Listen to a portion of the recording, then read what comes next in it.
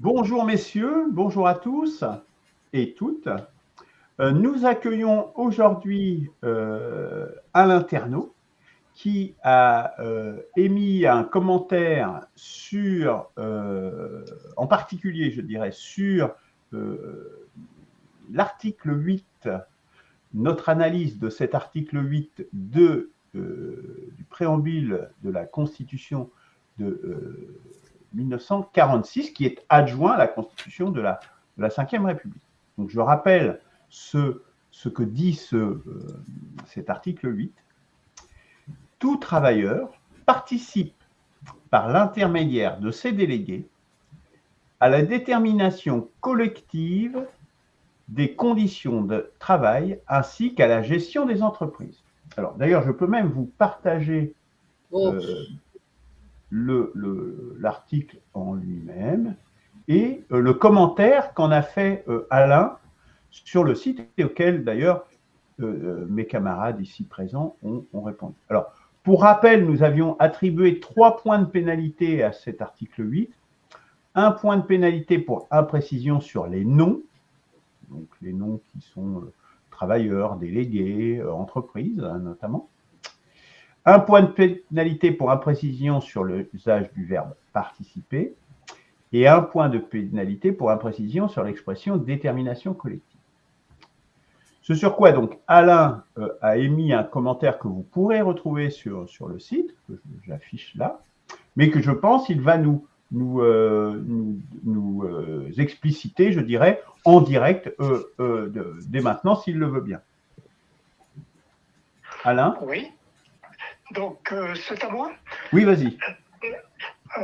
Mon commentaire provient du fait que le mot travail et donc le mot travailleur et travailler qui n'intervient qu'à partir du préambule de 1946, lequel préambule a été adopté en octobre 1946 et confirmé en octobre 1958, les 2 fois par référendum.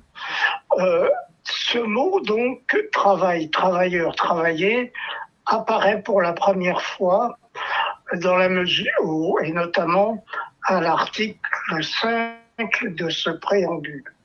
Les premiers articles traitent de l'égalité des droits, la question de la liberté face aux persécutions, donc égalité des droits de la femme avec ceux de l'homme, qui n'était qu'imprécis, en tout cas sous-entendu comme étant le foyer pour lequel l'homme était le chef de famille, alors que là, c'est clair et net, la femme et l'homme ont individuellement des droits égaux. Et immédiatement, cette notion de devoir liée au droit apparaît à l'article 5. Chacun a le devoir de travailler et le droit d'obtenir un emploi. Chacun a le devoir de travailler et le droit d'obtenir un emploi. Nul ne peut être lésé dans son travail ou son emploi en fonction de ses origines, de ses opinions ou de ses croyances. Donc, c'est là qu'intervient la notion de devoir travailler et donc intervient la notion de travail. Dans la suite, on ne considère pas que l'enfant qui n'est pas un citoyen, donc l'enfant mineur, n'est pas obligé de travailler.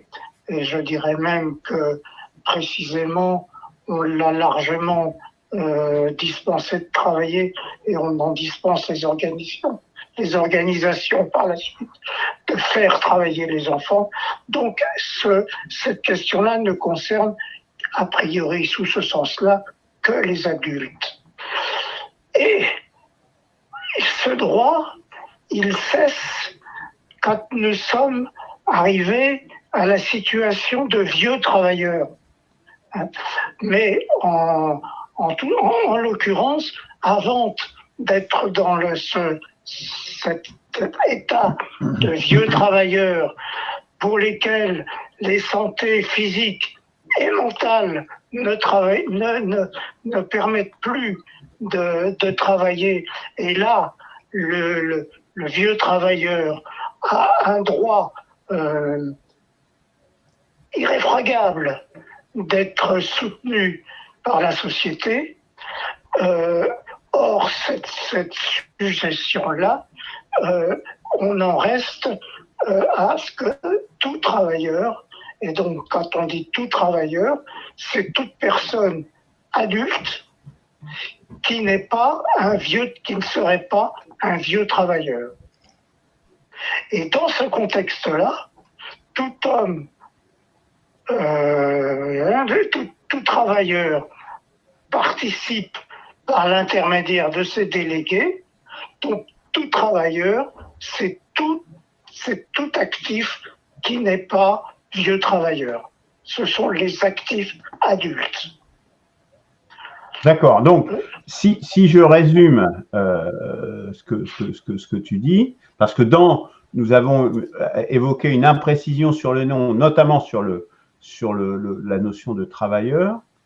Or, et j'ai réécouté l'émission ce matin, et je l'avais souligné, et Christian l'avait souligné également, il semble qu'ici, en définitive, ce qui soit visé, c'est plutôt les salariés plutôt que les travailleurs d'une manière générale. D'accord, c'était votre interprétation, et c'est celle que j'ai effectivement, face à laquelle je suis intervenu. Est-ce que tout homme, tout travailleur qui est salarié ou pas salarié, un patron, c'est un travailleur. Il y en a même qui sont salariés, mais c'est pas obligatoire. Oui, mais tu vois, du coup, on arrive à des paradoxes. Si on a l'interprétation que tu donnes, le patron, par exemple, il n'a pas besoin de déléguer pour agir dans l'entreprise.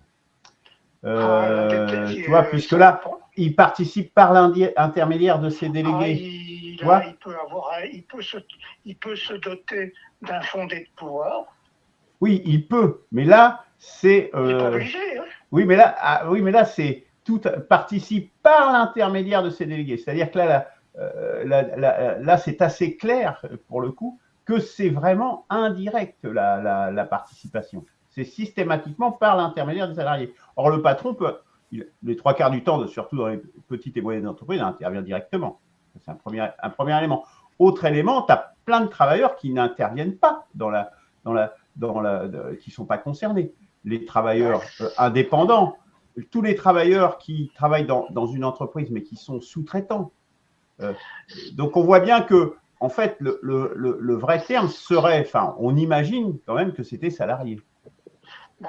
Oui, sauf que les conditions de travail et la gestion des entreprises, la détermination collective des conditions de travail, ça concerne le patronat. Le patronat, il y a un code du travail, le patronat, il ne fait pas n'importe quoi. Certes, mais alors pour quand même bien repréciser, je pense que Christian abondera dans mon sens et je lui donnerai la parole juste après. Ce que nous faisons, c'est une analyse de texte, une analyse de la légalité du texte. Hein. C'est ça qui nous importe. Donc, il faut que le texte soit précis et soit applicable, je dirais, pour que des lois soient justement appliquées. Or, nous faisons une analyse du texte. Or, si le texte est imprécis et prêt à plusieurs interprétations, ça pose problème. Hein. On n'est pas, tu vois ce que je veux dire. Christian, j'imagine que tu souhaites intervenir. Oui.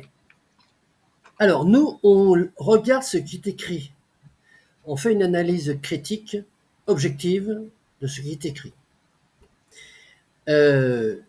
Et là, lorsqu'on lit « Tout travailleur participe par l'intermédiaire de ses délégués à la détermination collective des conditions de travail ainsi qu'à la gestion des entreprises », la question qui est posée aujourd'hui, qui nous paraît évidente, mais bien, Alain pose une question, il dit « travailleur », ça ne veut pas forcément dire salarié. Bon, alors, il faut trancher. Il faut trancher parce que derrière, on a des lois. On a des lois qui vont éventuellement être mises à l'étude via le Conseil constitutionnel. Et le Conseil constitutionnel, qui va être saisi ou pas saisi ou auto-saisi, va déterminer si la loi est incompatible au vu, par exemple, de l'article 8 du préambule de 46. Alors, j'en profite, avant d'aller plus loin, j'en profite pour dire en passant que, contrairement à ce qu'a dit Alain, le préambule de la Constitution de 46, qui a été effectivement établi en 1946 pour la Constitution de la 4e République, qui s'est tenue de 1946 à 1958, n'a pas été intégré dans la Constitution de 58, dans la C58, au moment du référendum qui a donc instauré la Constitution de 58. Hein. Lorsque le référendum de 58, qui a validé la Constitution, et qui est devenue la Constitution du 4 octobre 1958, il n'y avait pas le préambule de 46. Le préambule de 46, il a été intégré via une procédure parlementaire en 1971, sous la présidence de Georges Pompidou. Bon.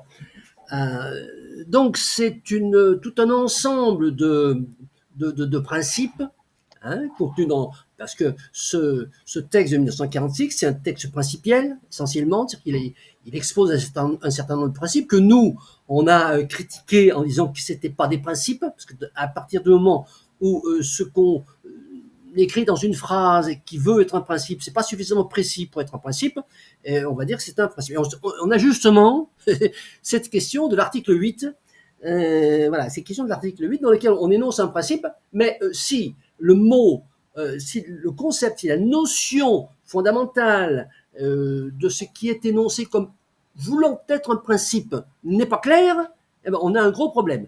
Et donc, travailleur, qu'est-ce que ça veut dire? Qu'est-ce que ça veut dire? Parce que si travailleurs, ça veut dire tous les travailleurs, c'est-à-dire les travailleurs salariés et les travailleurs non salariés, qu'on appelle les TNS, hein, dans le jargon administrativo, sécurité sociale, tout ce qu'on veut, URSSAF, RSI.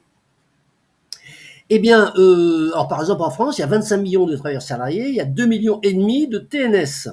Bon, un TNS, qu'est-ce que c'est un travailleur non salarié? Bon, ça peut être un chef d'entreprise, mais dans les grandes entreprises, la plupart des patrons sont des salariés. Hein, un PDG d'une grande entreprise, en général, c'est un salarié. Et les propriétaires des entreprises, c'est des actionnaires, c'est-à-dire des personnes lambda que personne ne connaît. Donc, un travailleur non salarié, alors en France, hein, bon, on va parler de la France, puisque le préambule de la Constitution de 46, ça s'applique à la France, et pas au monde entier. Eh bien, en France, des travailleurs salariés, c'est essentiellement des tout petits patrons. Et c'est majoritairement d'ailleurs ce qu'on appelle des TPE, des toutes petites entreprises, c'est-à-dire un plombier, un menuisier, etc., qui travaillent seuls avec éventuellement 1 ou 2 salariés. Mais bon, alors sur 2,5 millions de travailleurs salariés, il doit y en avoir au moins 1,5 million qui travaillent seuls. Bon. Et puis, l'autre 1,5 million, qu'est-ce qu'il y a? Ben, il y a des professions libérales, hein, qu'on appelle TNS, mais enfin, bon, on va pas débattre là-dessus, c'est des secteurs protégés, médecins, experts comptables, etc., etc. Voilà. Et ils travaillent seuls aussi, hein, ils ont 1 ou 2 salariés. Bon. Et donc, les cas de figure, on a une entreprise, parce qu'attention, le dernier mot, le dernier terme d'article 8, c'est un terme entreprise. On parle donc de travailleurs et on parle d'entreprise. Qu'est-ce que c'est qu'un travailleur et qu'est-ce que c'est qu'une entreprise? Bon. Et là, ce que je suis en train de dire, c'est que les travailleurs non salariés, c'est-à-dire si on inclut dans travailleurs les TNS, bon, ça va concerner des choses, en gros, qui ne sont pas des entreprises, hein, qui sont le plombier du coin. Ça ne s'appelle pas une entreprise, ça s'appelle une TPE. Ouais, bon. Et d'ailleurs, non mais, oui, je sais, ça ne s'appelle pas une entreprise. Ça s'appelle une entreprise, mais en tout cas, elle n'est pas concernée par le CHSCT, par la négociation des conditions de travail, elle n'est pas concernée non plus par la gestion d'entreprise. Et ce qui n'est pas dit, donc ça s'appelle la troisième incertitude, incertitude sur le mot travailleur, incertitude sur le mot entreprise, et puis incertitude sur la gestion, hein, gestion d'entreprise, qu'est-ce que ça veut dire quand on a une toute petite entreprise? Bon, revenons à nos moutons. Revenons à nos moutons initiaux qui sont. Peut-être on peut laisser Alain Attends, réagir à ça. je termine simplement sur travailleurs, parce que c'était Oui, oui, oui. Alors, que l'intro. Christian a tout encore un dernier mot et je te passe la parole. C'est pas un dernier mot, c'est justement la question que je pose. C'est que si on dit le travailleur, c'est tout le monde, non.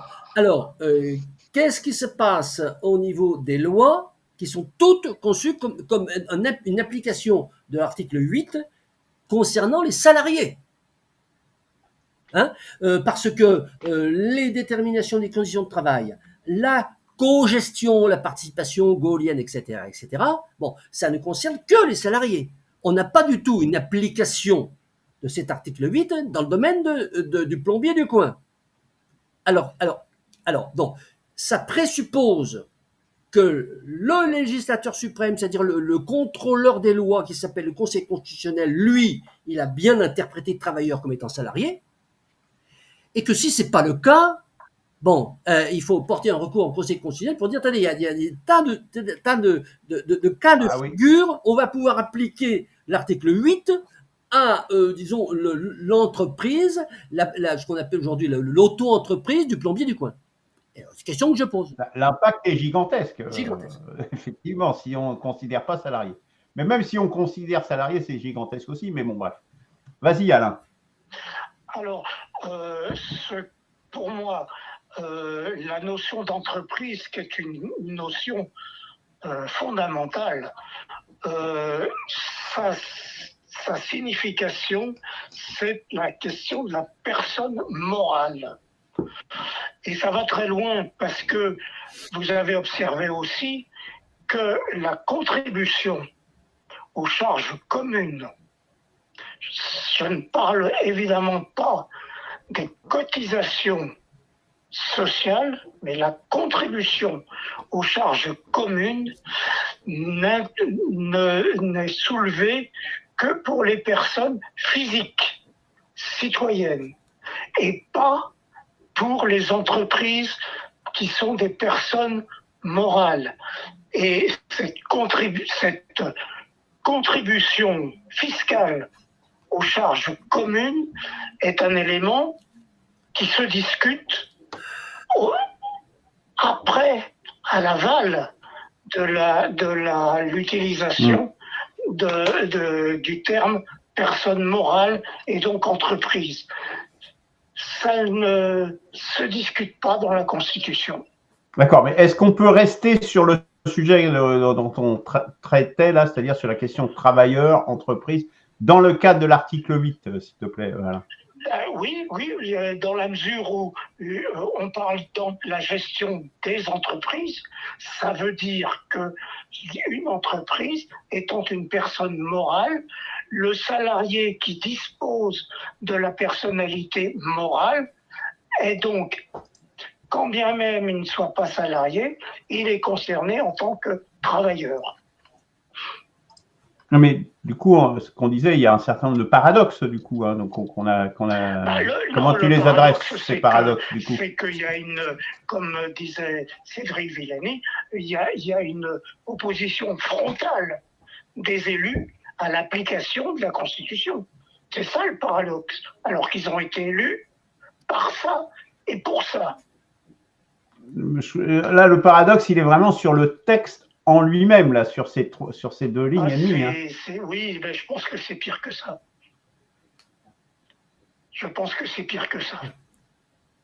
Christian, tu veux réintervenir?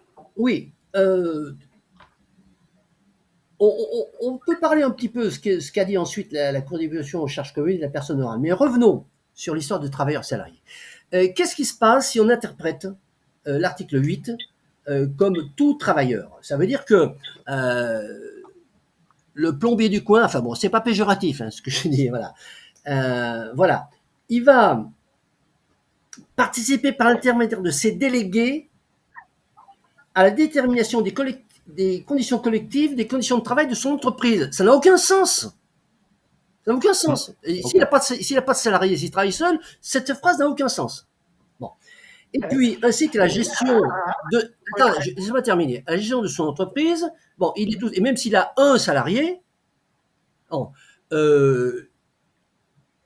alors, ce qu'il faut bien voir, c'est que les lois qui découlent, qui sont supposées découler de cet article 8, c'est des lois, d'ailleurs, qui, pour la plupart, imposent que l'entreprise ait au moins 10 salariés. Pour qu'on commence à avoir un CHSCT, même c'est 50 salariés, je pense, pour le CHSCT. Bon. Et pour ce qui concerne la gestion des entreprises, dont la co-gestion, soi-disant la participation, bon, là, on n'a pas encore parlé de l'ambiguïté sur le mot participation. On reste sur le mot travailleur. Bon, ça veut dire que la loi, qui est censée découler de la Constitution, est là, avec l'aval du Conseil constitutionnel, considérer que cet article 8 ne s'appliquait qu'à des grandes entreprises. Bon, qu'est-ce que ça veut dire? Ça veut dire que le Conseil constitutionnel, qui, comme nous le savons, on est d'accord ou pas, ça c'est autre chose, a de fait un rôle de constitutionnaliste, c'est-à-dire qu'il fabrique des lois, il les modifie, il les affine. Là, il a affiné l'article 8 en disant très clairement, par les lois qu'il a validées, qu'il ne s'agit que des salariés, et encore des salariés des entreprises de plus de 50 personnes. Parce que en dessous de 50 personnes, il n'y a ni détermination collective des conditions de travail, ni participation et gestion dans l'entreprise. Bon, voilà. Donc, mais là, pour le coup, Christian, on pourrait dire que c'est la loi qui est en défaut, puisqu'on pourrait très bien opposer cet article à dire mais non, ça devrait s'appliquer, y compris dans les entreprises où il n'y a qu'un seul salarié. On pourrait le faire, oui, mais il y a une jurisprudence suffisamment. Là, pour on constate. On ne dit pas ce qu'il faudrait faire. Il faudrait pour changer la Constitution, mettre une autre. On est d'accord. Bon, mais si on veut prendre en défaut je veux dire, le fonctionnement bon, il faut prendre en compte qu'on a admis que le Conseil constitutionnel disons, créer une jurisprudence qui ensuite s'appliquait. Donc, oui, alors effectivement, je veux bien concéder qu'on pourrait intenter une action en disant pourquoi est-ce que l'article 8 ne s'applique qu'à des grandes entreprises et pourquoi est-ce que il y a pas et pourquoi est-ce que la loi qui réglemente et qui codifie la façon dont on va déterminer les conditions collectives, des conditions de travail dans une entreprise et dont on va déterminer les contours de la participation des salariés à l'entreprise. Oui, mais on est là dans une extension qui reste avec l'interprétation de salariés.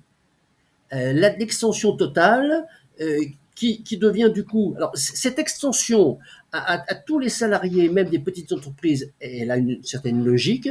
Par contre, l'extension à tous les travailleurs non salariés n'a aucune logique, puisque du coup, ça ne veut plus rien dire. Oui, parce qu'on peut imaginer, par exemple, un sous-traitant. Voilà, un sous-traitant, on pourrait dire en quoi une entreprise sous-traitante serait légitime et les travailleurs de cette entreprise sous-traitante seraient légitimes à participer à la gestion de l'entreprise qui est donneur d'ordre.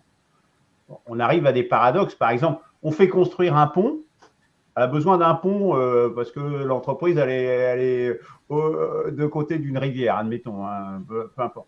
Du coup, les gens qui ont fabriqué le pont vont avoir leur mot à dire dans cette entreprise qui fabrique, je ne sais pas, des chaussettes, par exemple, quoi.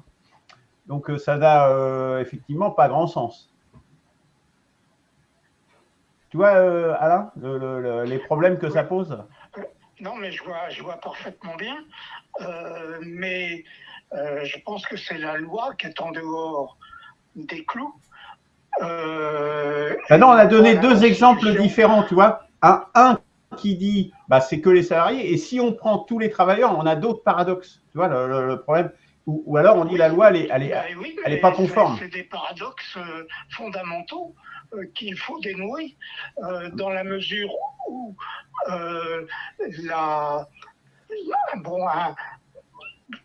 une personne peut être sa propre déléguée, mais dans le débat, il y a toujours la puissance publique qui est présente, dans la mesure où l'inspection du travail, en principe, est là pour vérifier que le travail ne porte pas atteinte à l'environnement et aux autres parties civiles qui pourraient être concernées par l'action du travailleur patron. Et cette question-là, elle est fondamentalement arrivée depuis 2004, constitutionnalisée en 2005 par l'article 5 de la Charte de l'environnement, qui met en œuvre la question de l'état des connaissances scientifiques. Et dans les connaissances scientifiques, il y a évidemment la sémantique. Non, mais c'est pas facile. Mais mélangeons pas tous les problèmes, parce que c'est vrai qu'on en a discuté. Mais non. Il faut les prendre. Il faut rester sur. Ah oui, mais là, on va rester sur l'article 8. Oui, non, mais d'accord, mais on essaye d'être structuré dans nos débats, justement, où on prend morceau par morceau, parce que si on prend tous les trucs. C'est là qu'on a tort. Non, on n'a pas tort. Non, je prends la parole, parce que faut pas que nos réunions deviennent des forums. On est vigilant à prendre toutes les situations. Alors, dans les sciences du danger, on a réussi à obtenir des espaces de danger, mais d'abord, il y a peu de gens qui le connaissent, et deuxièmement, ceux qui ont le pouvoir le rejettent parce que les sciences du danger mettent en cause précisément les organisations. Donc, nécessairement, il y a du rejet. Christian. Mais il y a du rejet organisationnel. Hein, et c'est de là que les grandes catastrophes arrivent. Non, mais attendez, je voudrais faire un point méthodologique. Qui est... Christian, oui, voilà. Et puis Christophe, après, si tu veux prendre la parole. Oui, en fait, on verra après. Ouais, un point méthodologique qui personnellement, qui me paraît sans appel, c'est que on a une méthodologie rigoureuse dans ce cercle qui est d'étudier un sujet et pas 36 000 sujets en même temps. Sauf lorsque le sujet est épuisé et qu'il débouche sur un autre. Là, on a ouvert un chantier qui est, concernant l'article 8, l'interprétation de travailleurs par rapport à travailleurs non salariés. Et donc, il y a une première digression qui est allée vers les contributions aux charges communes et les notions de personnes morales. Et la deuxième contribution, inspection du travail, avec l'article 5 sur le principe de précaution de la charte de l'environnement. On est hors sujet. Là, je suis désolé, on est hors sujet. On est sur un sujet extrêmement intéressant. Mais sinon, voilà, on travaille pas rigoureusement. Donc moi, je souhaite qu'on reste sur le sujet de la réunion d'aujourd'hui, qui est de décortiquer à fond l'article 8 du P46.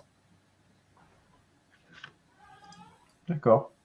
Christophe, si tu souhaites. Oui, moi j'ai pas beaucoup de choses à rajouter. Vous avez vraiment parcouru le sujet de façon en profondeur, donc c'est très intéressant. Et je suis entièrement d'accord sur le fait qu'il y ait des imperfections. Enfin, cette phrase, elle pose plein de problèmes dans l'application, et même elle a l'air de sortir un peu de nulle part quand je vois ça. Enfin, moi je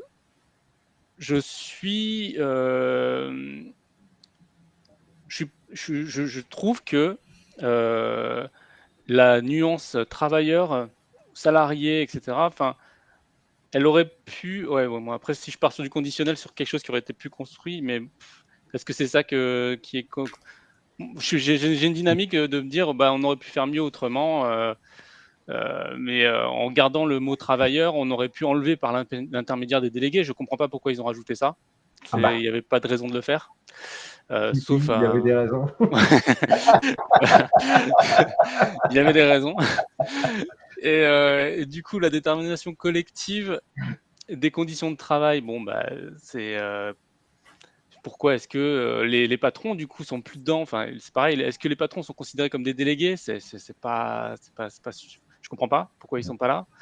En tout cas, ou alors c'est parce que c'est considéré comme des travailleurs, mais c'est pas clair du tout parce que du coup, la gestion des entreprises, en plus, c'est même pas de la gestion de leur entreprise, c'est la gestion des entreprises.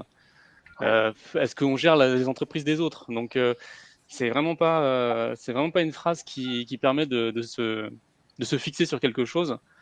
Donc moi, je trouve que c'est effectivement, elle pose des soucis. Après, que ce soit appliqué ou pas, j'ai envie de dire, c'est pas ça qui m'intéresse en soi. Parce que si c'est pas appliqué, on a des responsables, on a des responsabilités, etc. Mais déjà, si la phrase, elle permet d'interpréter, de faire n'importe quoi avec, ça pose un problème parce qu'il n'y a pas de responsable après. On peut pas dire oui, ben, vous êtes pas basé sur ça. Et la responsabilité, elle disparaît parce que on est sur une phrase qui veut rien dire, quoi. Et enfin, voilà. Oui, alors c'est intéressant d'ailleurs. Je pense que là, il y a bon, c'est peut-être une petite digression, mais qui pour nous, qui travaillons aussi à conseiller des gens qui rédigeraient des constitutions, c'est de se dire, il y a une différence importante entre la souplesse d'interprétation et l'ambiguïté, je dirais. C'est-à-dire que un principe, il doit être suffisamment souple. Alors, c'est pas facile, hein, sans doute. Hein. Il doit être souple justement pour pouvoir prêter à différentes interprétations, à différentes applications possibles, mais volontairement, je dirais. C'est-à-dire que volontairement, on laisse une latitude aux législateurs, aux politiques, à la vie politique, au jeu politique, pour justement que ça puisse aller dans ce sens-là, voilà, ou dans tel autre. Hein. Ça, je pense que c'est très important et utile. Ça doit être, tout ne doit pas être mécanique. Bon, ça, Christian ne sera peut-être pas d'accord avec moi, mais en même temps, il faut qu'il soit suffisamment précis pour que ça mette quand même des barrières, des rives. C'est un peu comme les berges d'un canal ou d'une rivière. Il faut que ça donne, que ça canalise, mais sur la rivière, on peut quand même naviguer un peu plus à droite, un peu plus à gauche, au milieu, etc. Vous voyez ce que je veux dire? C'est un peu ça que doit la qualité que doit avoir un principe. Or là, de toute évidence, là, on est dans la précision, et comme dans beaucoup de cas, du coup, c'est open bar, quoi, quelque part. On a posé un principe qui.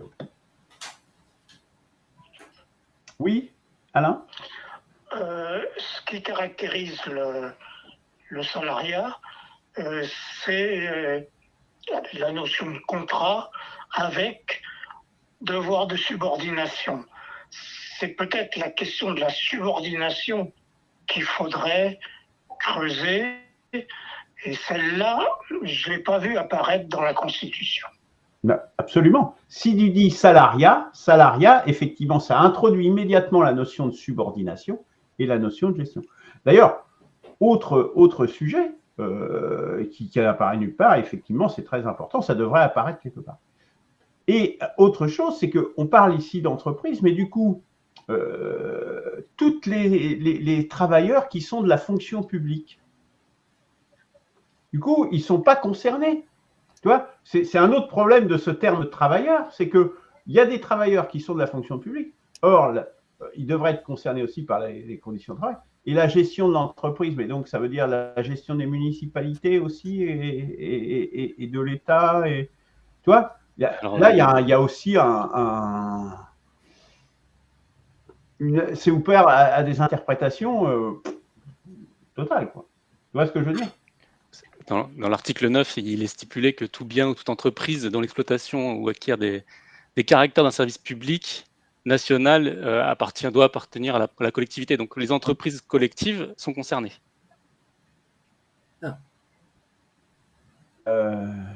l'article juste après. L'article 9, effectivement. Ça, c'est le cas des monopoles, ça, en définitive. C'est un autre sujet, hein, encore. Oui, c'est difficile de...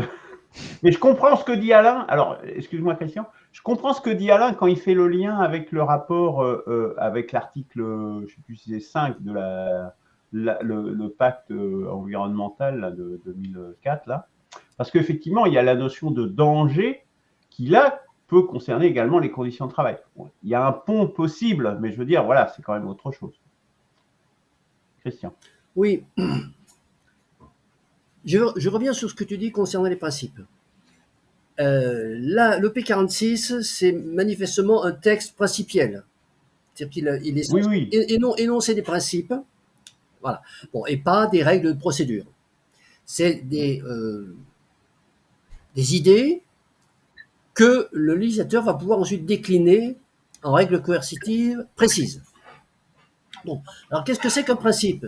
On va pas revenir parce qu'on a fait des débats sur le principe, mais donc je m'inscris un petit peu en faux, bien que je pense que voilà, il faut un peu tempérer. Un principe, c'est précisément quelque chose qui ne prête pas à plusieurs interprétations possibles.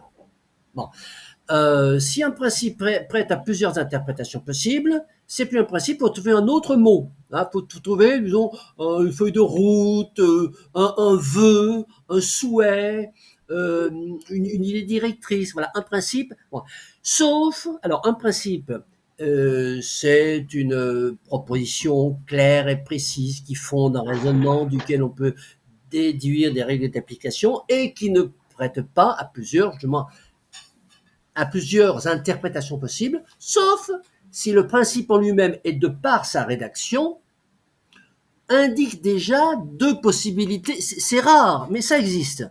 Le principe lui-même peut déjà indiquer en lui-même, non pas 36 000, mais peut-être deux voies d'interprétation possibles. Mais dans le cas où on n'a pas contenu en lui-même, en soi, dans la rédaction, les deux lignes d'interprétation, un principe, ça doit être quelque chose d'où il va découler une seule interprétation.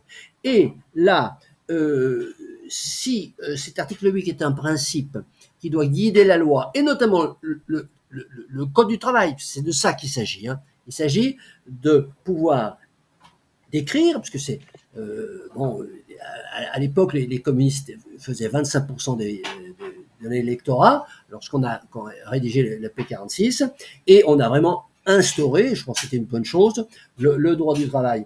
Eh bien, le droit du travail, pourquoi a-t-il interprété, parce que là, c'est la loi, pourquoi a-t-il interprété l'article 8 en le limitant aux grandes entreprises? Voilà, je pense que c'est là-dessus qu'on peut traiter de façon critique l'article 8, et donc d'interroger la loi en disant pourquoi pas faire des propositions de loi en disant nous voulons que l'article 8 soit appliqué dans son intégralité, et donc que les déterminations des conventions, des conditions collectives de travail et la cogestion soient appliquées à toutes les entreprises à partir du moment où il y a un salarié.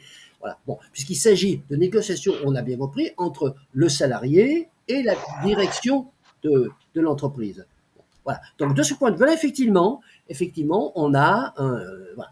Par contre, et je le répète, si on étend ça aux travailleurs indépendants qui travaillent seuls, ça n'a plus aucun sens. Donc, la pénalité essentielle sur l'article 46, sur l'article 8, c'est ce mot de travailleur, hein, qui est